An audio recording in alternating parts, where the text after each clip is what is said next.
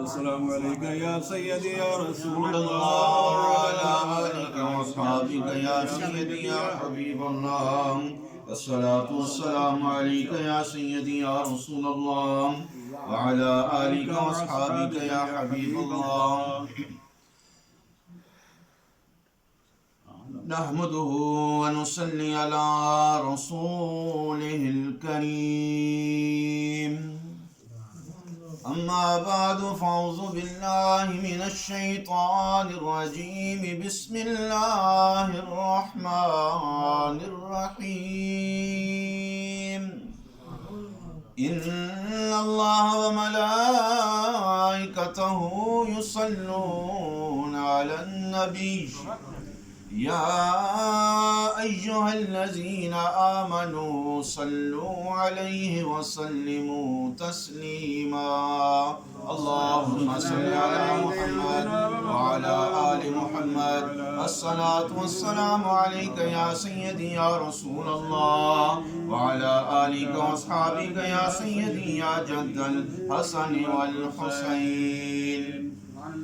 حمد و ثنا کے بعد خالق ارض و سما کا خاص فضل و کرم کہ جس رب کعبہ نے مجھے اور آپ کو دوبارہ رحمتوں، برکتوں اور خوشیوں والا ماہ مقدس ربیع الاول شریف عطا فرمایا.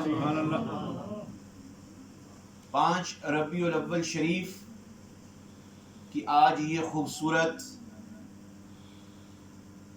روزانہ سالانہ اعتبار سے 12 روزہ کی مجلس مبارکہ انعقاد پذیر ہے، جس میں اور آپ حاضر ہیں. اللہ تعالی ہم سب کی حاضری کو قبول اور منظور فرمائے.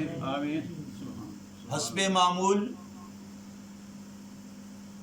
ماہ ربیع الاول شریف کی ان مجالس مبارکہ کی روحانی سرپرستی و قیادت جگر گوشہ امیر ملت حضور مہر الملت سیدی و مرشدی حضور قبلہ عالم الحافظ پیر سید منور حسین شاہ صاحب جماعتی مدظ اللہ العالی مرکزی سجادہ نشین آستانہ عالیہ علی پور سیدہ شریف فرما رہے ہیں. اسٹیج پر سادات اطہار صاحبزادہ پیر سید علامہ رشید حسین شاہ صاحب ترمذی قادری مدظ اللہ العالی، زینت القرہ صاحبزادہ علی مرتبت جناب صاحبزادہ حافظ سید نعمان حسین شاہ صاحب جماعتی زیدہ شرفہ، خطیب ملت اسلامیہ حضرت علامہ الحاج محمد عبد المجید قادری صاحب مدظ اللہ العالی، اور ہماری اس خوبصورت جامعہ مسجد امیر ملت ٹرسٹ کے نمازی، انتظامیہ، پیر بھائی، خواتین و حضرات حاضر خدمت ہیں. چند لمحوں کے لیے میں بھی آپ کے سامنے حاضر ہوا تاکہ میرا اور آپ کا نام اس شاکان رسول والی لسٹ میں درج کیا جائے. پیار سے کہہ دے سبحان اللہ. زیادہ وقت میں نہیں لوں گا. سادات اطہار سریلے سادات ہیں اور خوبصورت سادات ہیں.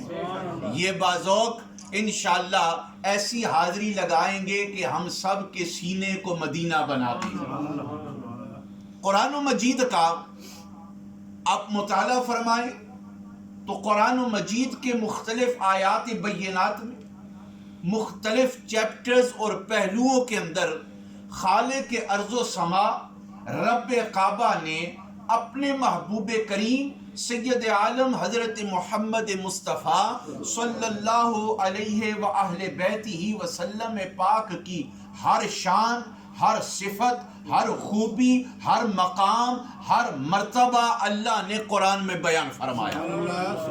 اس کا لفظی ترجمہ آپ پڑھ لیں، عربی عبارت کی آیات آپ پڑھ لیں تو پورا قرآن صوفیاء لکھتے ہیں کہ الحمد سے لے کر والناس تک رب تعالیٰ نے پورے قرآن میں اپنے محبوب کی نعت بیان فرمائی. سبحان اللہ. مفسرین اکرام اپنی تفسیر کے اندر نبی رحمت سید و عالم صلی اللہ تعالی علیہ وآلہ بیتہ وسلم کی صفات، معجزات، کمالات، خوبیاں، سیرت، صورت، حسن و جمال، جس چیز کا اللہ تعالیٰ نے بیان فرمایا، ذکر فرمایا، انہوں نے اپنی اپنی تفاسیر کے اندر اس کا ایک پیغام، ایک پوائنٹ آف ویو نقل فرمایا تاکہ امت اس کو مد نظر رکھتے ہوئے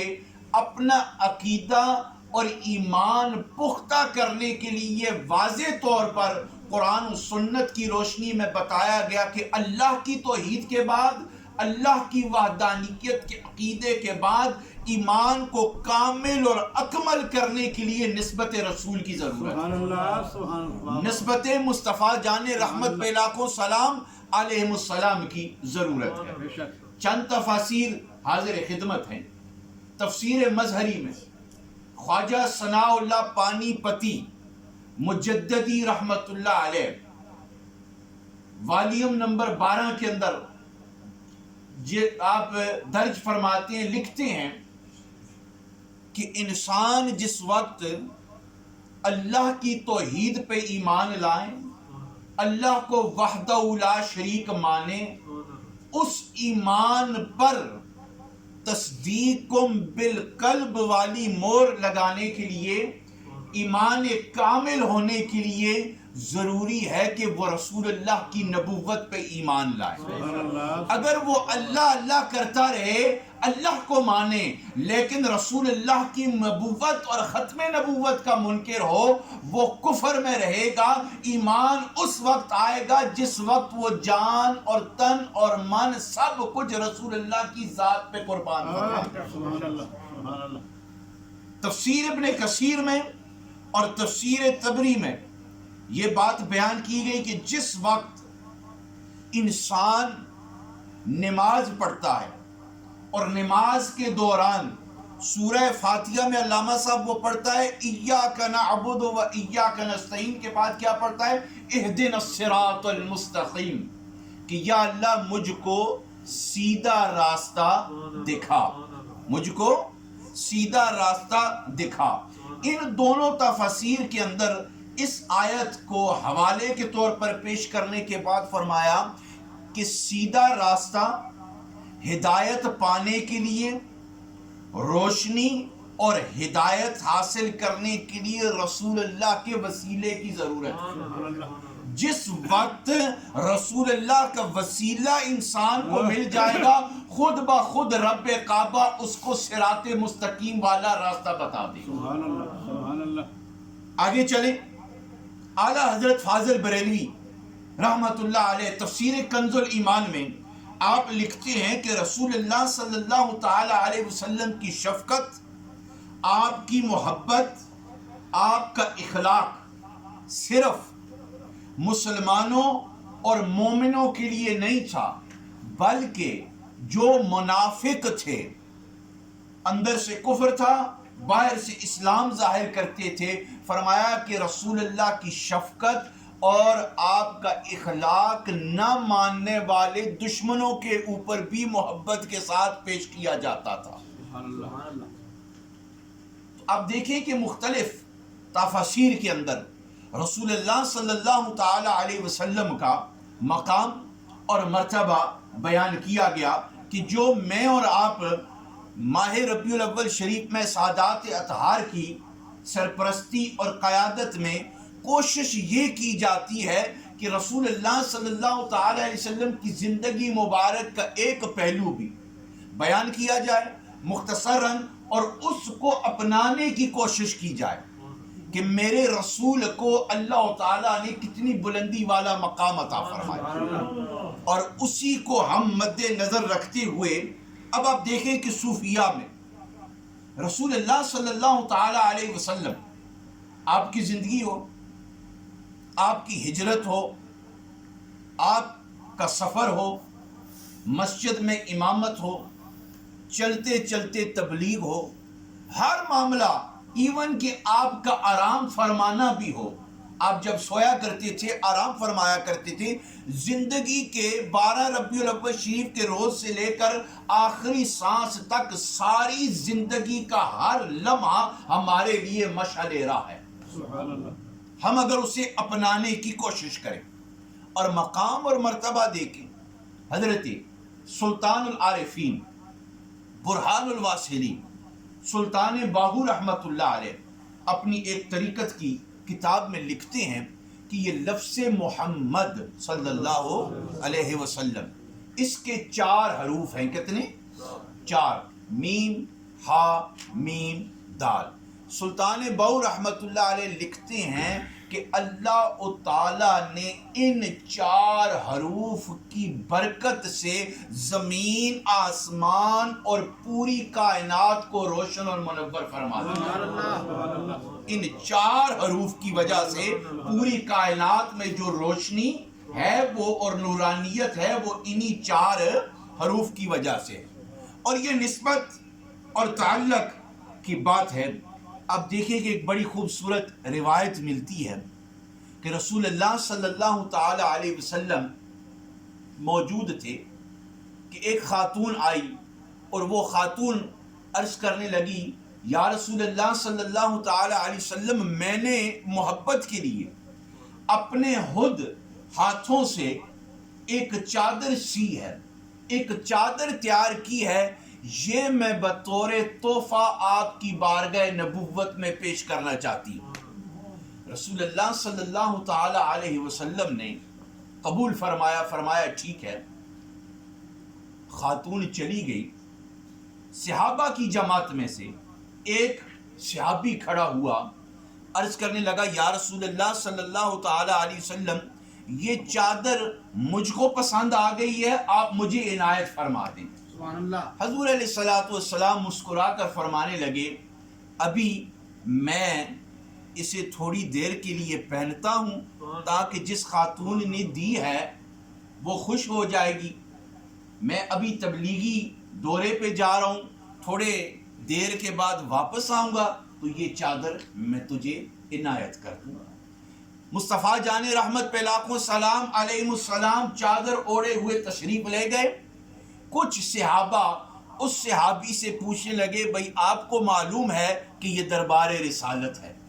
سبحان اللہ، یہ دربار رسالت ہے اور یہاں جو حالیات آتا ہے وہ مالا مال کیا جاتا ہے۔ تجھ کو خبر ہے کہ رسول سے تو مانگے گا تو رسول تجھ کو عنایت کریں گے، لیکن تجھ کو اس بات کی خبر تھی کہ یہ چادر بطور تحفہ خاتون نے حضور کو پیش کی، تو پھر تو نے کیوں مانگی؟ اس نے کہا تھوڑی دیر کے بعد اس بات کا بھی تمہیں پتہ ہو جائے گا، پہلے جاؤ میرے بیٹے کو تلاش کرو، جاؤ میرے بیٹے کو تلاش کرو۔ بیٹا بھی آ گیا، اتنی دیر میں رسول اللہ بھی تشریف لے آئے۔ رسول اللہ نے اپنے جسم مبارک سے وہ چادر لگی ہوئی تھی، ٹچ اور مس کی ہوئی تھی، حضور نے چادر مبارک اتاری، اسے طے فرما کے فرمایا، یہ لے میرے ساتھی تیرا تحفہ۔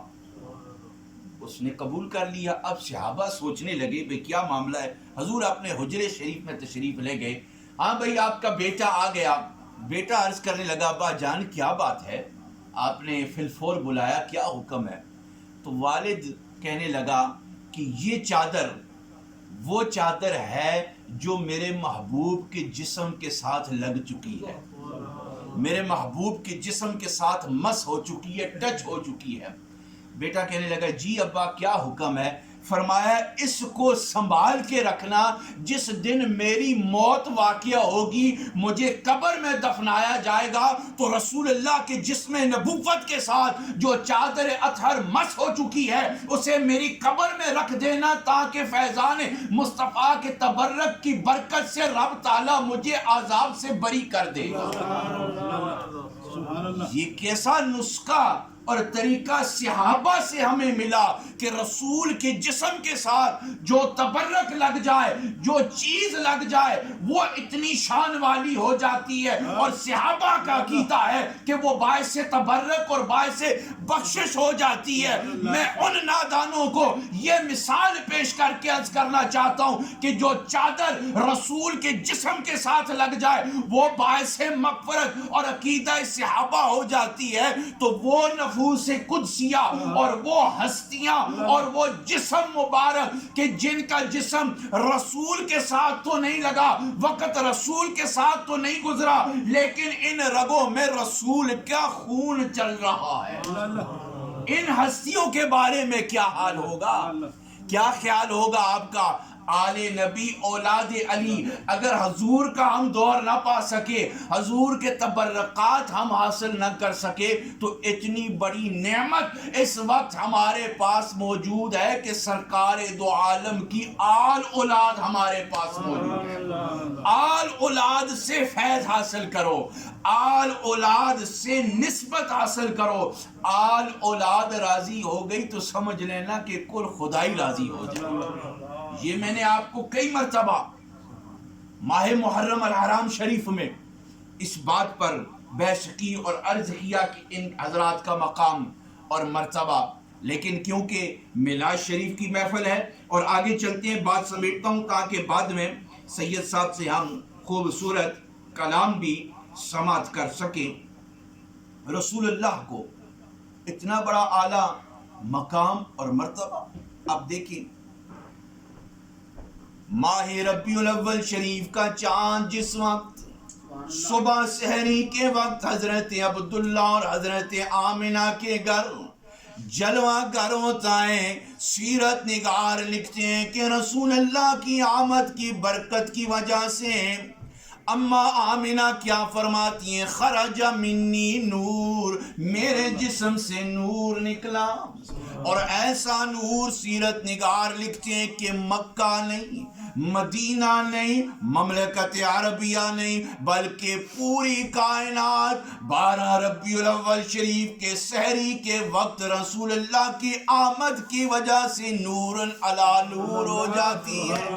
اور میرے رسول کا ایسا نور ہے کہ آج ہم کتنے دور مدینہ پاک سے بیٹھے ہوئے ہیں، یہاں سادات اطہار کی سرپرستی میں رسول اللہ کو یاد کیا جا رہا ہے، پر کس عقیدے سے؟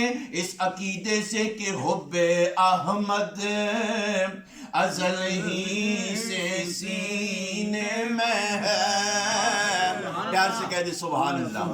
حب احمد ازل ہی سے سینے میں ہے، میں یہاں ہوں پر میرا دل مدینے میں ہے، سارے پڑھو، پر میں یہاں ہوں پر میرا دل مدینے میں ہے، میں یہاں ہوں پر میرا دل مدینے میں ہے، بے سہارا نہ سمجھے زمانہ ہمیں، بے سہارا نہ سمجھے زمانہ ہمیں، ہم غریبوں کا آقا مدینے میں ہے۔ یہ ایسا عشق اور ایسی محبت اور ایسا پیار بھرا مقام آپ دیکھیں۔ بات سمیٹنے لگا ہوں کہ حضور رحمت دو عالم صلی اللہ تعالی علیہ وسلم کا مقام، سیرت نگار لکھتے ہیں کہ ایک مرتبہ مکہ شریف میں ایک خاتون موجود ہے اپنے گھر میں، کپڑا لباس پھٹ چکا، تو بیٹے نے کہا اے میری والدہ اگر آپ اجازت دیں تو میں اپنے چچا کے پاس جاتا ہوں اور وہاں سے آپ کے لیے کپڑا لے کے آتا ہوں۔ توجہ رکھیں، چچا کے پاس جا کر کپڑا لے کے آتا ہوں۔ تو ماں کہنے لگی بھائی چچے سے ہماری بنتی نہیں، تو تیرا چچا تجھے دھتکارے گا، تنگ کرے گا، نہ جا۔ بیٹے نے ضد کی، سیرت والے لکھتے ہیں کہ بیٹے نے کیا کیا؟ ضد کی, چلا گیا چچے کے پاس, توجہ رکھے, چچے کے پاس چلا گیا, وہی بات ہوئی, چچے نے درکار دیا, بھائی جا, یہاں میرے پاس کوئی کپڑا نہیں ہے. بچہ روتے ہوئے مکے شریف میں چلتے چلتے گھر آ رہا تھا, راستے میں ایک بندہ ملا, پوچھنے لگا کیا بات ہے بیٹے؟ کہا میری ماں کے جسم پر کپڑا نہیں ہے, ماں کو کپڑے کی ضرورت ہے. چچے کے پاس گیا تھا, چچے نے درکار دیا, کپڑا نہ دیا, اس لیے رو رہا ہوں کہ کپڑے کی ضرورت ہے کہ ماں کے جسم کو ڈھانپا جائے. وہ شخص کہنے لگا وہاں صحن کعبہ میں ایک محمد نامی بندہ بیٹھا ہوا ہے, ایک محمد نامی صلی اللہ علیہ وسلم بندہ بیٹھا ہوا ہے, وہاں جا کر تو اپنی بات پیش کر, تیری حاجت پوری ہو جائے. وہ گھر آیا, گھر آتے ہوئے کہنے لگا امی جان, چچے نے تو کپڑا نہیں دیا, لیکن کسی نے بتایا کہ صحن کعبہ میں ایک شخص محمد نامی صلی اللہ علیہ وسلم بیٹھے ہوئے ہیں, ان سے کچھ نہ کچھ مل جائے گا. تو ماں کہنے لگی بیٹے تجھ کو پتا ہے کہ ان کا دین اور ہے, ہمارا دین اور ہے. بچہ کہنے لگا اماں میں آپ سے وعدہ کرتا ہوں کہ میری ان سے پہلی شرط یہ ہوگی کہ میں آپ سے اس وقت کچھ وصول کروں گا اگر آپ میرا دین تبدیل نہیں فرمائیں گے, میرے ساتھ دین کی بات نہ کریں گے, میرے بتوں کی بات نہیں کریں گے, اپنے خدا کی بات نہیں کریں گے. یہ پہلا کنڈیشن ہے, پہلی شرط ہے. ماں نے کہا نہیں چھوڑ, ہم نے سنا ہے جو ان کو دیکھتا ہے وہ انہی کا ہو جاتا ہے, ہم نے سنا ہے کہ جو ان کے پاس جاتا ہے وہ پھر وہی کا ہو جاتا ہے. اور میرے بیٹے ہم نے سنا ہے کہ ان کی زلف کا جو کنڈل ہے نا, صوفیاء کی زبان میں ان کی زلف کا جو پیچ ہے وہ کنڈل ہے, وہ ایسے ہے کہ جو ان کی مجلس میں جاتا ہے پھر ان کی زلف کا قیدی بن کے رہ جاتا ہے. پھر وہ بس اسی تڑپ میں, اسی لگن میں, اسی محبت میں ہر روز رہتا ہے. میرے بیٹے یہ نہ ہو کہ کہیں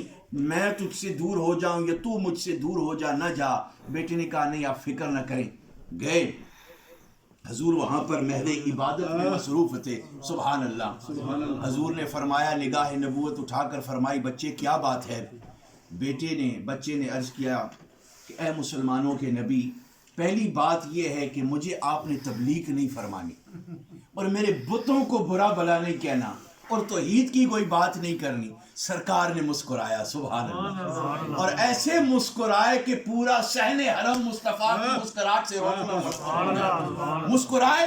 اور وہ بچہ بیٹھا ہوا ہے, سرکار نے فرمایا ٹھیک ہے بیٹے تسلی کر, میں ایسی کوئی بات نہیں کرتا, کوئی نہ تبلیغ کی توحید کی بات ہوگی نہ تیرے بت کی, تو بتا کہ تو لینے کیا آیا ہے, حاجت کیا ہے. عرض کی کہ میری ماں سے جسم ننگا ہو چکا ہے, کپڑا پھٹ چکا ہے, انہیں کچھ کپڑے کی ضرورت ہے جسم ڈھانپنے کے لیے. چچے کے پاس گیا تھا, چچے نے انکار کر دیا. مصطفیٰ جان رحمت پہ لاکھوں سلام, مسکرا کر آپ کے جسم پر جو کالی کمڑی اوڑی ہوئی تھی, کالی کملی مبارک جو اوڑی ہوئی تھی اتاری اور اس کو دی, اور کہا جا میری کالی کملی سے اپنی ماں کا ننگا جسم ڈھانپ لے. بچہ خوشی بخوشی صحن حرم سے اٹھا, گھر گیا. ماں پوچھنے لگی کوئی تبلیغ تو نہیں ہوئی, کوئی دعوت کی بات تو نہیں ہوئی, کوئی خدا کی وحدانیت کو بتوں کو برا بلا کہا نہیں, بس میں نے اپنی حاجت پیش کی, انہوں نے یہ کالی کملی اتاری اور مجھے دی کہ جا ماں کا ننگا جسم ڈھانپ لے. ماں کو دیا, ماں رونے لگی. بچے نے کہا ماں روتی کیوں ہو؟ ماں نے کہا سوچ رہی ہوں کہ جس کے ابھی ہم ہوئے بھی نہیں, جس کے ابھی ہم ہوئے بھی نہیں, دنیا میں ہمارا ننگا جسم ڈھانپنے لگے ہیں. اگر ہم ان کا بیٹے کلمہ پڑھ لیں تو میرا ایمان ہے کہ قیامت کے دن بھی ہمارے جسم کو ڈھانپ لیا جائے. پھر وہ گئے اور کلمہ شریف پڑھا. پتہ کیا چلا, کیونکہ علامہ صاحب کا بھی بیان ہونا ہے, نعت شریف بھی ہونی ہے, مقصود حاضری ہے. بات اس جملے پہ ختم کرنا چاہتا ہوں کہ میرے عزیز ساتھیوں, بزرگوں, پیر بھائیوں, بات اتنی ہے کہ ربیع الاول شریف میں ایک کام کرو. وہ حالات یہ ہیں یا کوئی بھی حالات ہوں, وہ یہ ہیں کہ زیادہ تر وضو کی حالت میں رہ کر عطر خوشبو استعمال کر کے, وضو کی حالت میں رہ کر عطر خوشبو استعمال کر کے, بہتر یہ ہے کہ سفید لباس پہنا جائے. اگر سفید مہیا نہیں تو کوئی بھی. اس کے بعد جتنی مرتبہ بھی ہو سکے محمد اور آل محمد کی ذات عالی پر ربیع الاول شریف میں درود پڑھتے جاؤ. کیا پڑھتے جاؤ؟ درود محمد اور آل محمد پر. یہ پھر علادہ بات ہے کہ آل میں کون ہے اور کس طرح پڑھا جاتا ہے، لیکن آپ درود شریف پڑھیں اور آپ دیکھیں کہ ربیع الاول شریف کے ماہ مقدس میں آپ درود پڑھتے جائیں گے، اللہ بھی کرم فرمائے گا، درود والے کی نظر بھی ہو جائے گی، دنیا بھی روشن ہو جائے گی، قبر بھی روشن ہو جائے گی، اور حشر میں رب اپنے محبوب کی شفاعت کبریٰ عطا فرمائے. آپ بھی خوش نصیب ہیں کہ ان حالات میں کئی جگہوں پر پروگرامز ملتوی کیے گئے یا ان کو آگے پیچھے پیش کیا گیا.